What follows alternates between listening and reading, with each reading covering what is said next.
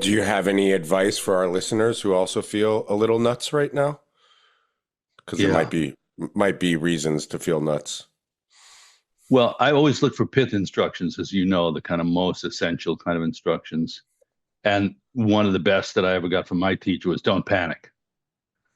Panic is and it was funny, it was in the context of watching this show about this nightmare. This guy kept getting trapped in his nightmares. And when it was over, I asked Rinpoche, what do you think that was about? And he said the essential message is don't panic when things are going in a challenging way. But there was another part which was don't relax too much when they're going well.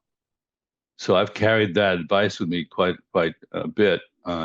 It might seem obvious, but we do tend to panic over little things, even that aren't even that big a deal.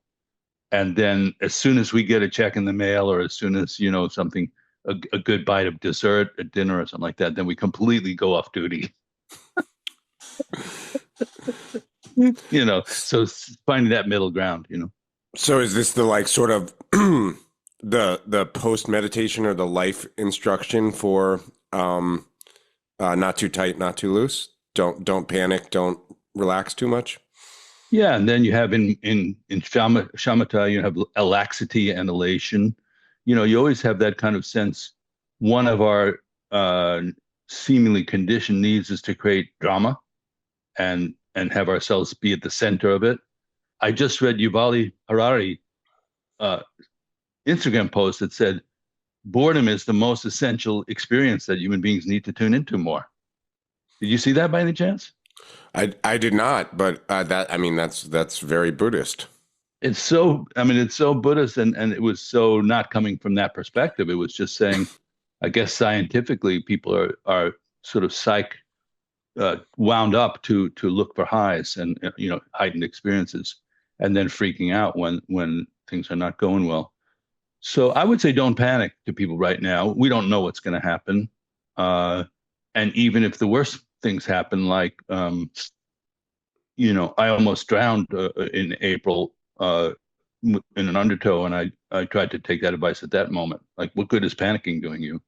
And then I came back home, and you know, uh, my Sifu Sadhan said most people don't die from drowning; they get a heart attack when they're caught in an Mm. undertow because they stress out Mm. so much.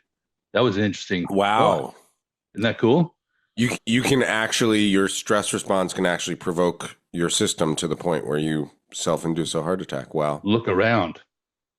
Well, I know when You people know, have panic attacks, they often feel like they're having a heart attack. yes, and just go a little bit further, and it's just you're pumping all kinds of chemicals through your physiological system Mm.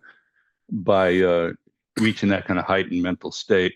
So I think you have to practice not panicking by the way when we meditate, we practice dialing it down a little bit of not having every thought carry us away down a rabbit hole.